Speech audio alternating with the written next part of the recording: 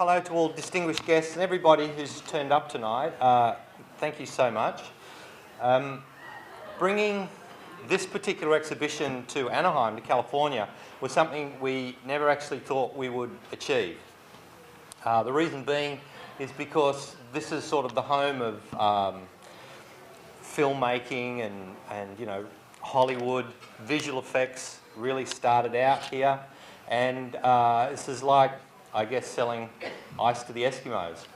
But we're really, you know, so thrilled to be here that words can't really express it.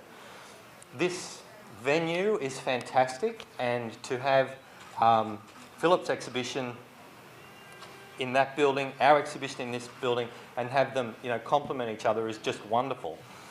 Now, to give you a little bit of an idea about where I'm from, how this all started, I grew up in southern suburbs of New South Wales, in Sydney, and when I was 13 years old, I saw the original 1933 black and white King Kong. And that was it. That night, a little light bulb went off in my head, and I thought, dinosaurs and giant gorillas, that's what I'm going to do. And so the very next day I went up to the library to read up everything that I could about how King Kong was made. Now, we're going back to 1974. The internet wasn't around, and videos weren't around, so finding out information was fairly difficult. And the books that I did manage to come across, most of them had been printed about 15 to 20 years previously. So a lot of the information was fairly old. So all I could do was experiment. So by trial and error, I taught myself over about 3 years while I was still finishing off high school how to do stop motion animation, plasticine animation, like Wallace and Gromit. And that was what kept me busy every afternoon and on weekends while I finished years 11 and 12 at high school. On completing high school, I looked around for what I could possibly do to take this interest further. And at that time, there was absolutely nothing. And so the only place that did have anything going for me was the National Film Board of Canada, which had an animation program that accepted international students. I applied for that, but in the 9 months it took for the application to go over, to come back, to be rejected, I'd already managed to land myself a job building props for television commercials. So television commercials for 2 or 3 years, then led to work in miniseries, which led to feature films. Now, the first feature film I ever worked on was a thing called Mad Max 2, which many of you probably know. If you see the sequence where the feral child throws his boomerang, the guy puts his hand up and the boomerang cuts his fingertips off, that's my boomerang. And that was my introduction to films, Australian films. From there, my next big break, I guess, was working on Kennedy Miller's film called Dead Calm, which had Billy Zane, Sam Neill, Nicole Kidman, who was very unknown at the time. And this was 1986. So I was asked to build them a shark, which I did. It was a 12-foot tiger shark, which is a native shark to Australian waters. And we filmed the sequence. Everything was done. Now, those of you who have seen the film, the sequence that you won't have seen, Sam Neill is trapped in the boat. The mast has fallen across both escape hatches and he can't get out. There is a hole in the bottom of the boat. It's filling up with water, going under. He's up to about here in his neck. He puts his foot through the bottom of the boat, makes the hole a bit bigger and swims out. Not so. He puts his foot through the bottom of the boat. When he pulls his foot back inside the boat, a shark breaks inside the boat. A shark head came bursting in through the boat. The shark then got inside the boat, chased him up and down the corridor while it was sinking, while he was running out of air, Then he swims out of the hole and gets away. When it was all cut together, everyone was so breathless and felt that the whole sequence was so over the top that everything in between those two bits got cut. So it never made it to an extended DVD, and it's never seen light of day, which is a shame. I've never seen the footage myself. I know it was shot and I know it was cut, but that's it. But that's sometimes how it goes with film. A lot of the times we do things that are, I don't know, maybe 15 frames, which is less than 1 second of a movie, and we've spent 3 or 4 weeks, 5, 6 weeks doing something.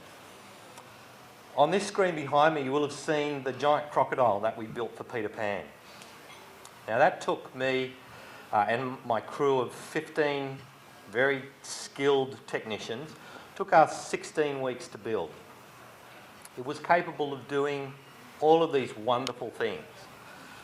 By the time we got to shooting that particular sequence, the giant cave had been built.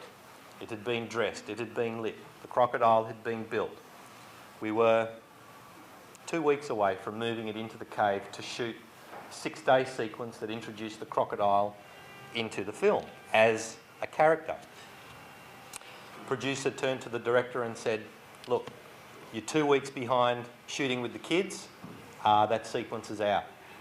And so he said, we'll allow you into the cave for 5 hours to shoot on the crocodile because it had already been built and paid for.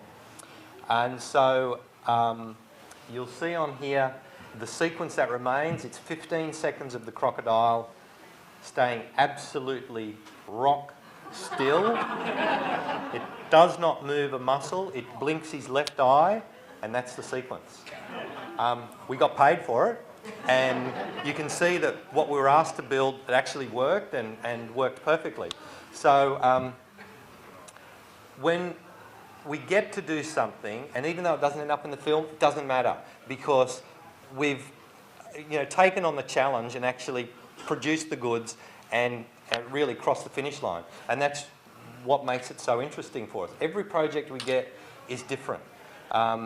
We get asked to make realistic animals, werewolves, not so realistic animals. Crocodiles seem to be a bit of a forte of mine. We've now made, I think, 4, all different sizes. No one wants the same size crocodile. The Peter Pan crocodile was 50 feet long. The crocodile we built for Rogue was 24 feet long. The crocodile we built for Crocodile Dundee was 20 feet long. No one wants the same size animal. I don't know why that is, but anyway. If any of you have any questions at all about what I do or how we go about it, please feel free throughout the night just to come up and have a chat with me. Because there are stories behind all of these creatures and all of the films that are in here. And I would like to say a big hello to Tom Engelman over here, who was our producer on Pitch Black. So it was very nice of him to come down. I haven't seen Tom since we shot Pitch Black back in 1997. So thank you very much. Pitch Black was a film that was shot in big stages on the Gold Coast in pitch black in the film, because that was the whole premise. Everything had gone into complete eclipse, so we were in total night. So the only light that was in the film was from these little fluorescent tubes. Now, when you go into these vast sound stages from the blazing Queensland sun and then walk into something that's absolutely like night, always took us a long time, probably about 5 or 6 minutes, for our eyes to get used to the fact that we were walking around in complete darkness. We built these creatures. We really had no idea what they were going to look like on film because we couldn't see anything. The cameraman was the only one who knew, well, even then he wasn't sure what we were going to see because he was coming up with a process that was going to sort of enhance things. When we sat down in the cinema and saw this movie, we came out and we said, was that the film we worked on? Because it certainly didn't look like anything that we remember. All we remember was total darkness and little bits of light everywhere.